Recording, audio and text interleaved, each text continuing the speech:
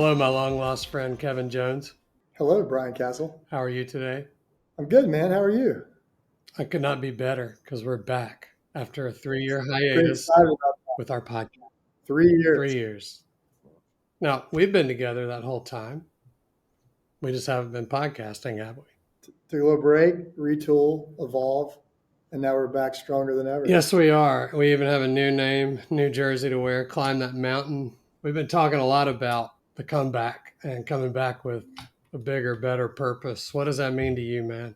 I think it's just like diving in on that thing that makes us really excited, which is how do we reach our goals? How do we find a way to persevere through obstacles and find that human spirit that leads people to achieving extraordinary things? And I think it'd be a lot of fun to explore. I think so too. As we've talked about this, we're relaunching today with a very special person who exemplifies those qualities, and I'm really pleased we're going to be exploring stories like hers and also sharing along from our journeys as entrepreneurs, but going way back before becoming entrepreneurs, and we learned a lot of valuable lessons, you mostly positive, me some negative, that would inform us later on in our journeys. And talking about, the things that, like you said, that matter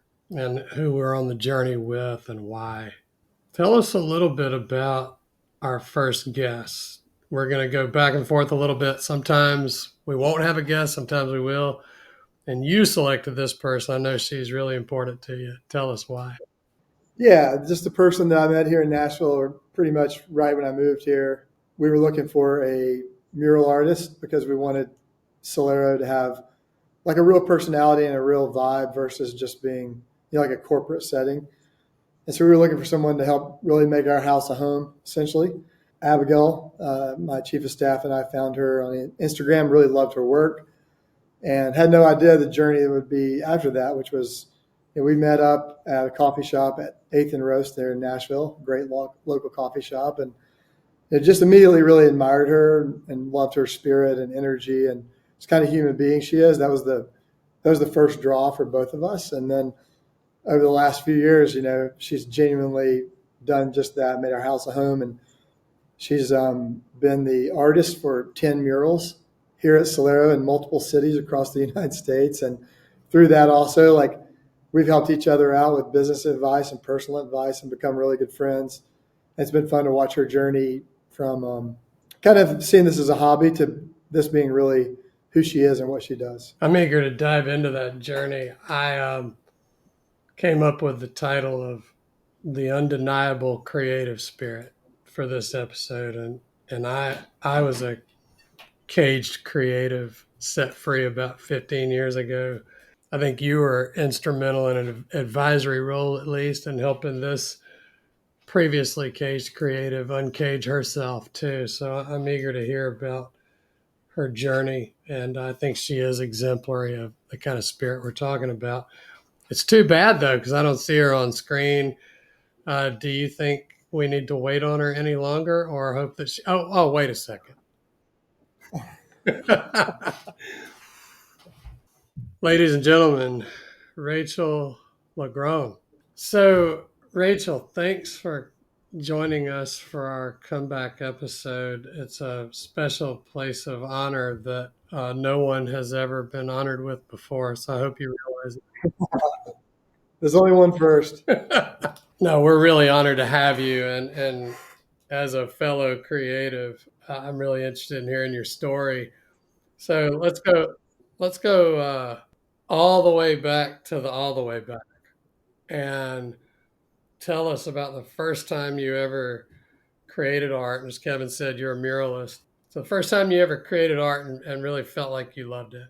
I've always been creating art since I can remember, which I think is true for a lot of people because we all grow up painting and drawing and stuff. But I tried to choose something that stood out in my memory as a kind of a turning point. And that was in high school, my senior year in ceramics class, actually. Up until that point, I was always kind of punished for my doodles and drawing because I listen better when I'm drawing. So all of my notepads and everything in high school was covered in drawings, but I would literally, like, I remember a teacher told me I needed to take a walk and think about what I had done. And I just left. I just got in my car and went for a hike and came back the next day. But so this ceramics teacher, we had to draw all of our pieces before we threw them. And so the principal came into the classroom and was like whispering with her in front of the classroom, and he was coming to like audit or something. And she said, "Oh yeah, Rachel Legrone, come up here." I thought I was in trouble for sure. And I went up there and she said, "I want to show your sketchbook to the principal as an example of one of the better sketchbooks so you can see what we're doing." And it's crazy. It's so cheesy, but it really is like the one teacher that believes in you and encourages you and can kind of set you on a path. And then after that, this is probably illegal, but she gave me a key to the school and let me access the studio whenever I wanted to make pottery. So, As she should have. I mean, how many kids get a key to the gym or the football field, yeah. right? Are you? I'm incredibly jealous of people who are talented in the visual arts anyway. But how do you find the two media? I took Latin, so I know the correct plural. How are the two media different from each other? Clay versus painting, like sculpting versus painting, pottery versus, like the three-dimensional nature of it. But does it work a different part of your creative brain? Yeah, it's really similar. It's all just layers, layers and layers and layers, and then pulling back, pulling back, pulling back, putting on, putting on, putting on. It's like, you're discovering something instead of inventing something. And I think that's true for all the different That's cool. mediums. So what's the moment that you had this hobby, right? So you obviously loved doing this growing up. What was that moment where you're like, hey, I'm wanting to pursue this to be a whole lot more than a hobby? And how did that feeling come across you? I went to college for design because my parents made me go to college. And so I went for industrial design because that's what my brother was doing. And I guess when I graduated college, I was in Denver looking for work, and there was nothing very creative. Denver's more of, I mean, now actually it's better, but back in 2009, it was like a business hub for sure. And I think at that moment I realized if I'm gonna take this seriously, I gotta move. And I packed up my Chevy something with everything I had and drove to LA and lived with a friend for a minute. But yeah, when I moved to LA, and I lived there for 4 years and pursued art. And that was, I guess, when I started taking it seriously. So where does law school come in?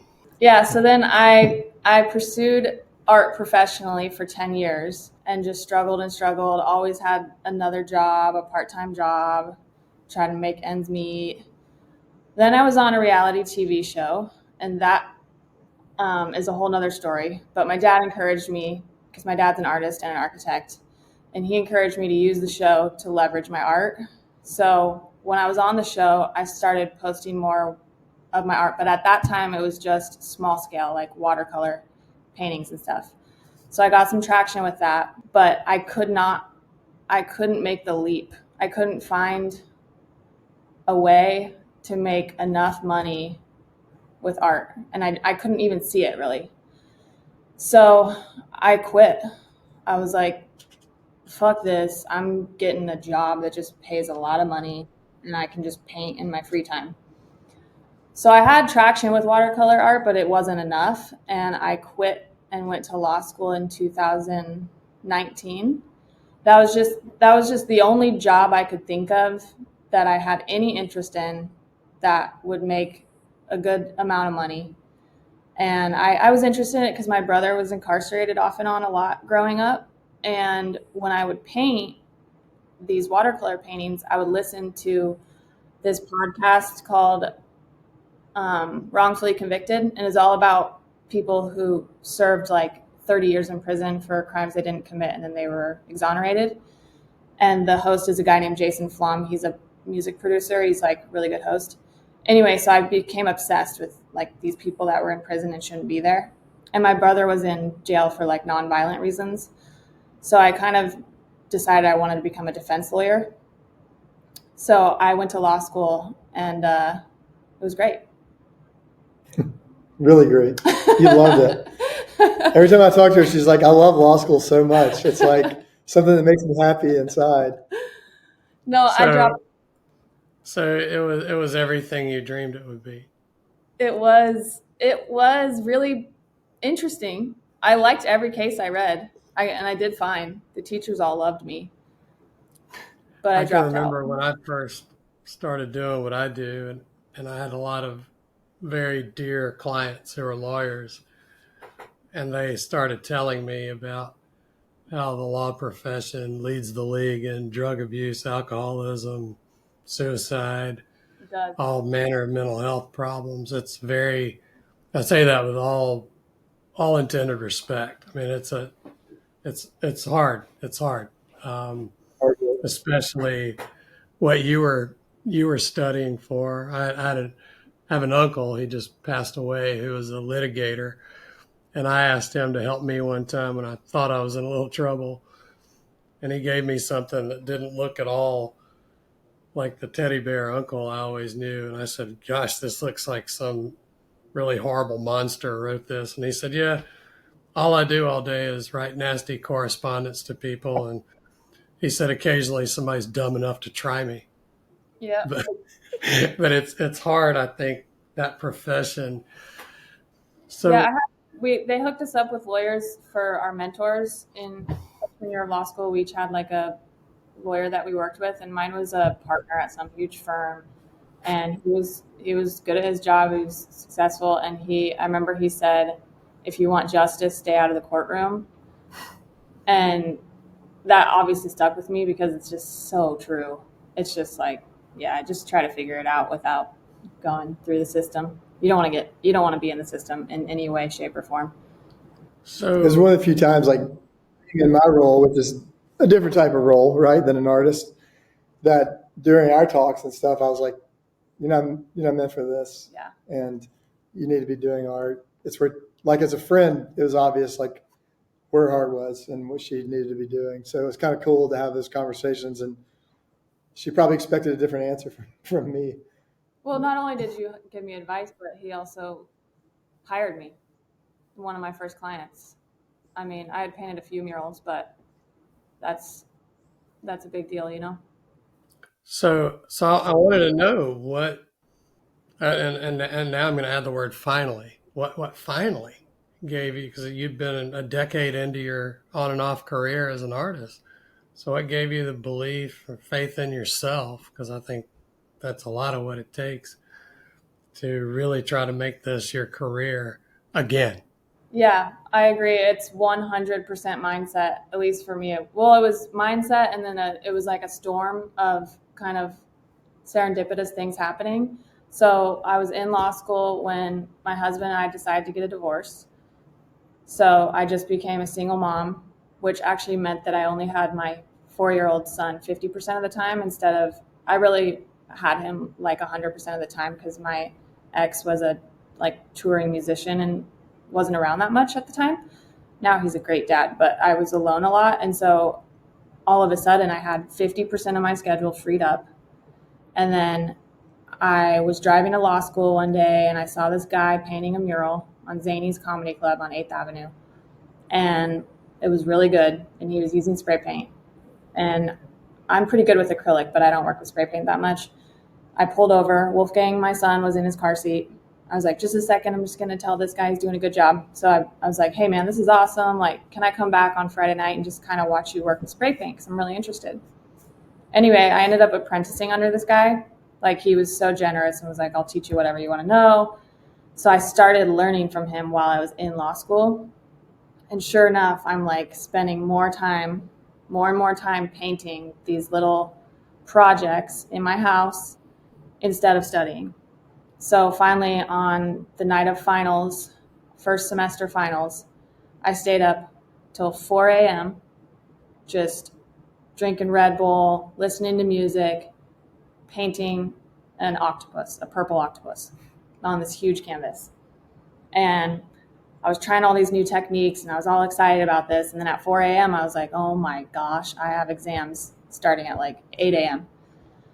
So I was like, okay, I'm going to brush up on my notes and get over there. So I brushed up on everything, took all my exams. It's law school, so it's like, you sit in a room for like 8 hours and take them all at once, and that's basically your grade. And I got my scores back, and it was like, I passed because it was pass or fail situation. And I passed, but it was like real close. Like I was on like academic probation. And I just thought, I think I am doing the wrong thing. So I dropped out because it was time to pay for second semester. Oh, and by the way, the guy painting Zany's Comedy Club told me how much he was making. And I've seen his people skills, and they're like low. And I was like, if this guy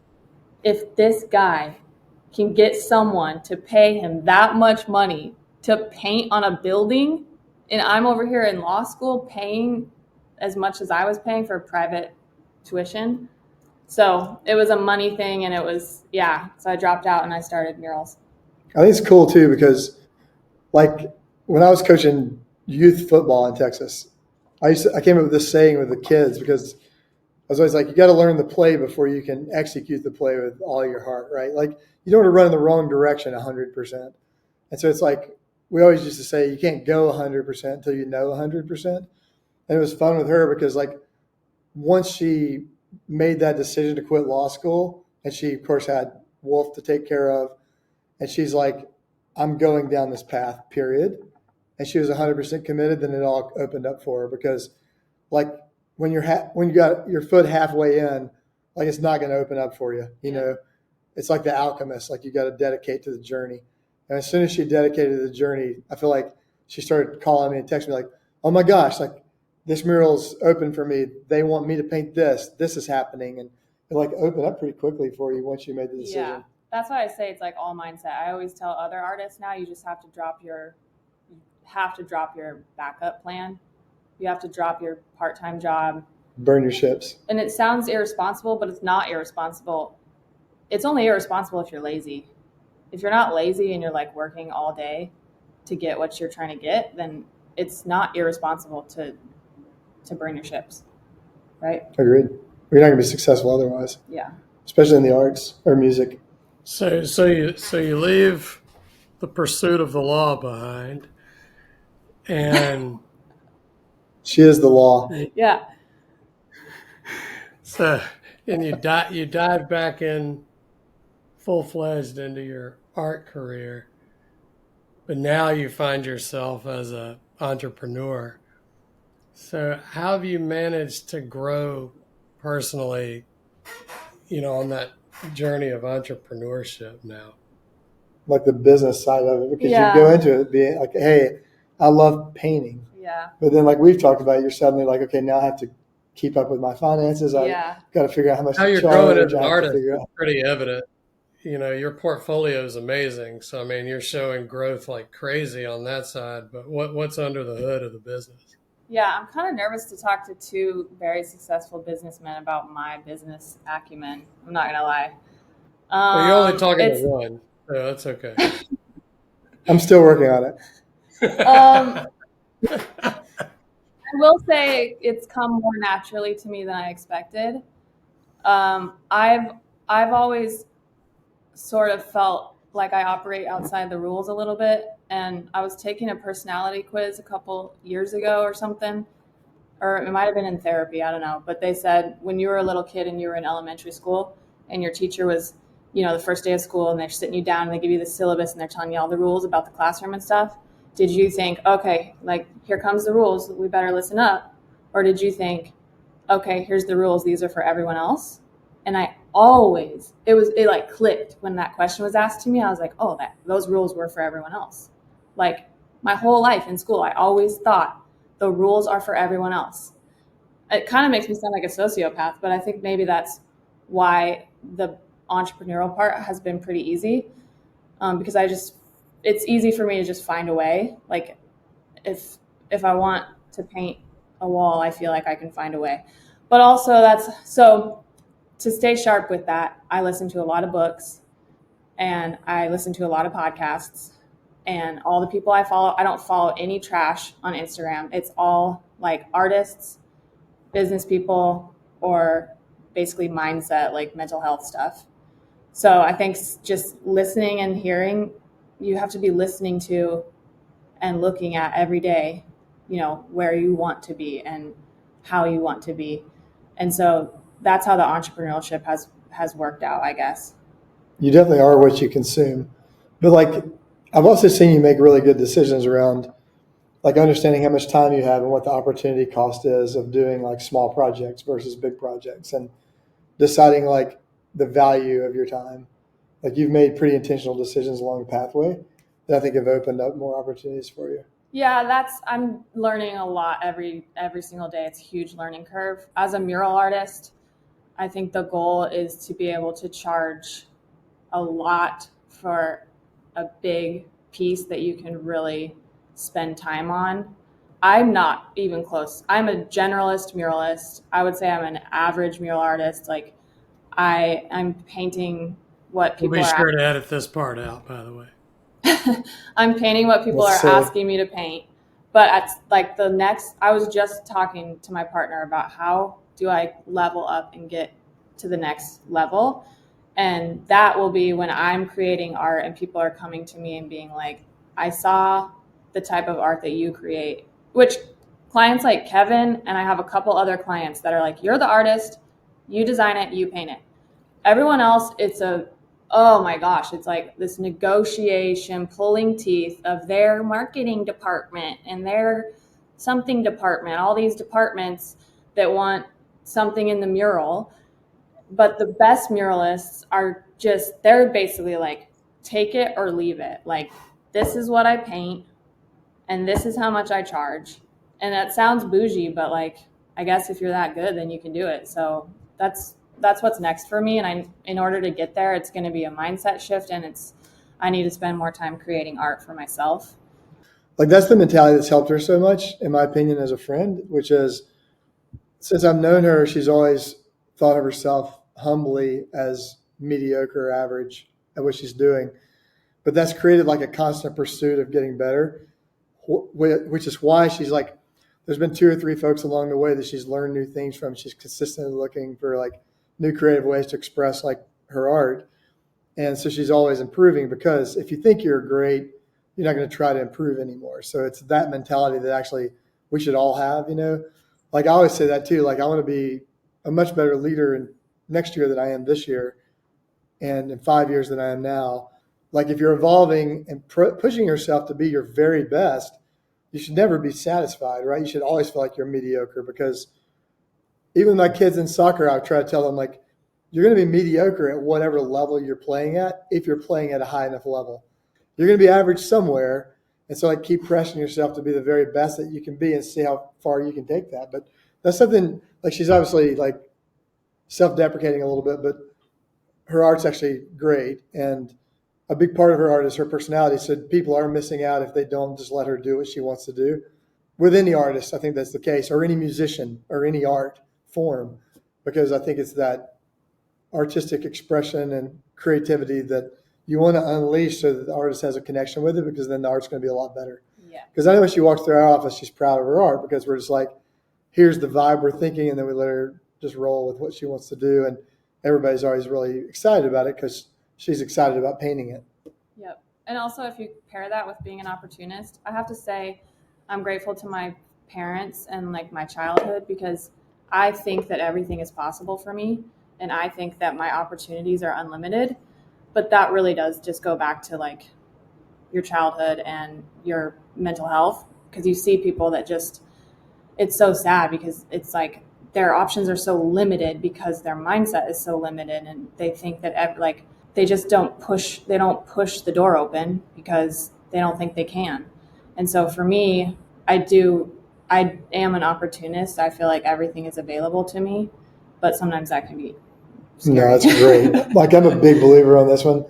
Like as a matter of fact, Brian, like I've gotten really passionate about this one, and you have a young child, and this is something like, I don't know if we've talked about it or not, but I've started using the phrase all the time, like parents are either dream takers or dream makers. Because like I met so many parents and they love their kids with all their hearts, but they accidentally box them in really tight. Like you need to live down the street, you need to do this job, don't take any chances. Like your life needs to be right here. Or, hey man, if your joy is living in Barcelona, then you should be living in Barcelona. The world is your playground. Chase your dreams. We'll do everything we can to support you chasing your dreams. Not we'll do everything we can to support you chasing our dreams. Yeah. Everyone defines success differently, right? It can be financial, et cetera. Like my kids' success should be joy. Like that's the end of the day what we want. It isn't. But that being said, like the ultimate goal should be happiness. Today's the first day of school here in much of North Carolina, and we asked our 7-year-old son what he wants to be when he grows up on the first day of school. And last year in kindergarten, he answered construction worker. And this year it was Godzilla filmmaker. Yes. Love it. So maybe we're helping him as far as making the dreams and not taking the dreams if he's showing that level of imagination. I want to go back to your creative journey. It's actually pretty crucial to understanding a particular strand of artists. And they're categorized in Encyclopedia Britannica as artists who are not assholes. and it's artists who can look back. It's creative people who can look back and look at their body of work iteratively over time. Like I jumped careers 15 years ago, and I was doing a lot of writing for websites, and I laugh at what little Brian thought was good. And I was doing the very best, and the people who employed me for that were very proud of my work. But it's such a far cry from what I'm capable of now. I think, Carly, you'd say the same thing about your design work from 7, 8, 9 years ago versus now. When you came here, I thought everything you did was brilliant. Now no, I'm kidding. I don't laugh at any of your work, but you might. We all kind of cast that. It's kind of the harsh glare of self-reflection, where you hold yourself. Well, it's kind of like sad if you don't have that. Yeah. Like even me as like a leader of companies and people, most importantly, right? Like, the joy I get is mostly the relationships I build in my companies. But like if I look back 10 years ago and thought of the way that I handled certain situations and the way I motivated my team and the way that I created like vision or strategy, and I thought like I love how I did it then is just as good as I could do it now, then like I'm not doing something right. There's no ifs, ands, or buts about that. In the relationship that we have with each other as friends or mentor mentees or, coworkers, there's always should be a push-pull where like we feel a certain level of responsibility to get better so that the people who are trusting us with their careers are pushing us along, but we're pulling them along, right? And like that push-pull relationship is really important, I think, for all relationships. And I think it's important to like always hope that 5 or 10 years from now that I look back even at what I'm doing today and then I'm like, okay, I've learned to manage these situations much better. I'm more clear and like coming up with strategic vision. Like we should, regardless of our type of work, it applies to everybody. Knowing that we've got to wrap up this first episode of our Evolve podcast, which I'm really excited about, by the way. And I'm mostly excited that my good friend Rachel is our guest today. So our last question, I need to know your favorite mural In Nashville. in Nashville, Tennessee. I mean, this is a city, for those listening or watching that aren't aware, is a city of not only music, but of murals. We have mural tours, and there's some incredible murals around town, and they pop up here and there. So there's the silo mural. That's probably the most famous one. Yep. It's on this really tall old silo, and the artist actually lives in Berlin, but he came here and he hung out in that area to get a feel for it, and he ended up just meeting a guy at a local. The guy's name is Lee Estes, and he was hanging out at St. Luke's Community House, and so he just painted this guy Lee Estes because he lived in that neighborhood and everything. And he painted him on the silo as to honor him for his neighborhood and all the time and effort that he put into the community. And it's just a really beautiful mural. And I also would love to shout out a local artist, of course, but I don't mind shouting out the one from elsewhere because muralists travel for work a lot. So, I'm sorry, but some of the best ones for some reason are European. I don't know why. Americans need to step up their game in the mural world, but locally, there's There's a guy named Duff-O-Matic, and his real name is Troy, but he comes from like the graffiti art world, and that's a whole nother podcast. But murals originate from street art, and muralists like myself owe everything to like the original street artists that made it commonplace for people to pay us to do this. So anyway, he's a graffiti artist, but he's managed to turn it into a business, and you see his stuff all over town. And he has one in Wedgwood, Houston that says "Spread Love," and it's right next to the train depot. So there's all this illegal art and like graffiti art that is sometimes the best of the best right there in the train depot. And then right next to it is Troy's piece that says "Spread Love," but kind of the same style. It's just, and then there's a fence between the two. I don't know. There's like a story there. It's kind of cool. Yeah, I've seen that. Yeah. So. And then, of course, I have to know of the 10 that you've done for Solero, which is your favorite? Glendale. Yeah, California. I love that one what too. It's called, right? With the surfboard. Yeah. It's a woman, and she's standing with her surfboard and looking out at the ocean, and you can see the LA skyline. And essentially, our office is in the background of the art. It's really cool. That is a really cool one. I love that one. Awesome. And you showed me that first one. That was a lot of fun, Rachel. Thank you so much for joining us on this rather awkward but still poignant episode of Climb That Mountain. So if you want to check out Rachel's work, well, whether you want to or not, do it. That's an order. You won't regret it. Your Instagram is Murals by Loba, Loba, correct? Yep. You can find me on all the interwebs with Murals by Loba. You should also wander around Nashville, Chicago, Los Angeles, and Dallas at least, and just wander around. You'll see her work in some remarkable places indoor and out.